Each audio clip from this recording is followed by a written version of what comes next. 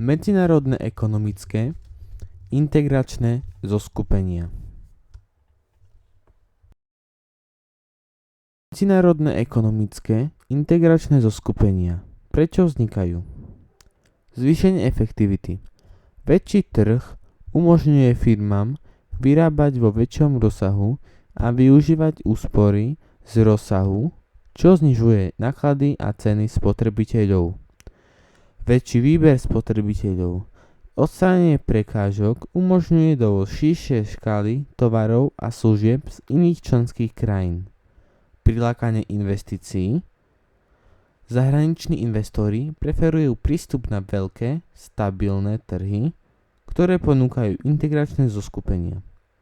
Politická stabilita. Ekonomická prepojenosť často vedie k lepším politickým vzťahom a menšej pravdepodobnosti konfliktov. EÚ. Európska únia je unikátne politické a hospodárske zoskupenie 27 európskych štátov. Zamerané na mier, prosperitu, vznikla z povojnovej snahy prepojiť európske ekonomiky. Pôvodne uhlie a oceľ. Aby sa predišlo konfliktom, jej centrom je jednotný trh, ktorý zaručuje voľný pohyb tovaru, služieb, kapitálu a osôb. Mnohé členské štáty, vrátane Slovenska, používajú spoločnú menu euro a sú súčasťou schengenského priestoru bez hraničných kontrol. Rozhodnutia sa prijímajú prostredníctvom zložitých inštitúcií ako Európsky parlament, Rada EÚ a Európska komisia. EÚ funguje na princípe nadnárodnej spolupráce, kde sa časť suverenity prenáša na spoločné inštitúcie. Je to najpokročilejší príklad regionálnej ekonomickej integrácie na svete. BRICS. BRICS je voľné zoskupenie veľkých, rozvíjajúcich sa ekonomík, ktoré spoločne tvoria významnú časť svetového HDP a populácie.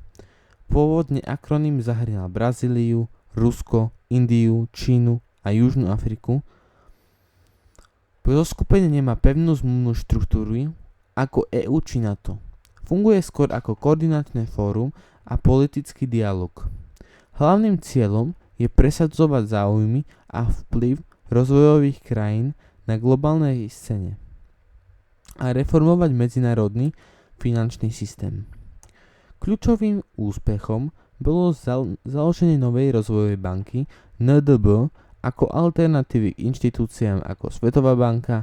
Od roku 2024 sa BRICS rozšíril o ďalších členov, napríklad Egypt, Etiópia, Irán, Spojené arabské emiráty, čím sa zvýšil jeho globálny vplyv. Cieľom je vytvoriť multipolárny svetový poriadok, ktorý by nebol tak dominantne riadený západnými mocnosťami. ASEAN je regionálne medzivládne zoskupenie 10, čoskoro 11 štátov juhovýchodnej Ázie, založené v roku 1977. Medzi jeho zakladajúcich členov patrili Indonézia, Malajzia, Filipíny, Singapur a Thajsko. Primárnym cieľom je urýchliť ekonomický rast, sociálny pokrok a podporovať regionálny mier a stabilitu. Funguje na princípe nezasahovania do vnútorných záležitostí členov a riešenie sporov mierovou cestou. Zoskupenie sa zameriava na 3 hlavné piliere spoločenstva: politicko-bezpečnostný, ekonomický a sociálne-kultúrny.